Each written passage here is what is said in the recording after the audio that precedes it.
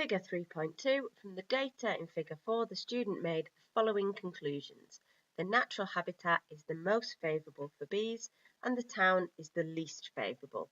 So we'll go back and look at our data, and we are trying to give evidence to support these two conclusions. So we're looking for evidence that supports it or evidence that it doesn't support it.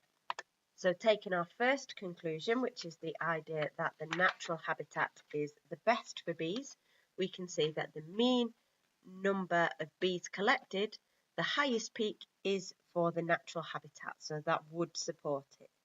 The mean number of bees in general for the natural habitat is higher until it gets to day 200, which also supports it.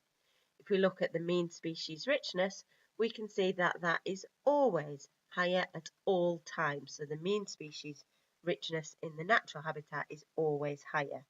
However, once you go past day 200 with the mean number of bees collected, we do see it drop to the lowest that it is out of the three. So after day 220, the natural habitat has the least mean number of bees collected. It has the lowest number, which does not necessarily support that conclusion. So in terms of the mark scheme, it's looking for a reference to the peak of mean bee numbers in the natural habitat is the highest, or a description of the peak. The mean number of bees was always higher in the natural habitat until day 200, and the species richness in the natural habitat was higher at all times.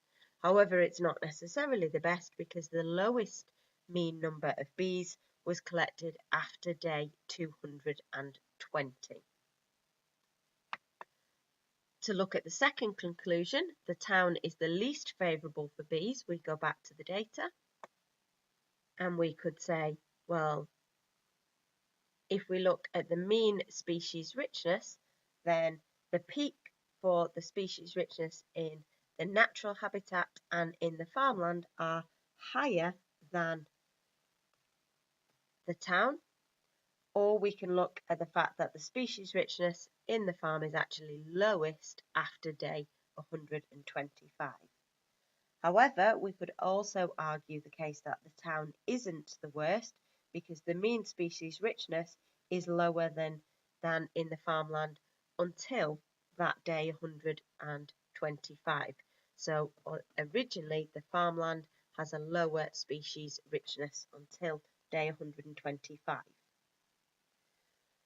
We can also look at the mean number of bees collected, and there's fairly similar data between the town and the town and the farmland. So there's very similar of number of bees collected. Generally, we can say that the index of diversity hasn't been measured, or the idea that we don't know the number of bees of each species. We just know the species richness. We don't know the number of bees of different species. So for the second conclusion, you're looking for points about the idea of it isn't the worst because the species richness is lower in the farmland until day 125. The similar number of bees to the farmland, and the idea that we haven't calculated the index diversity of bees, or the number of bees of each species is not measured. So it does ask you to use the data, so you do need to have correct figures in terms of looking and referencing the data.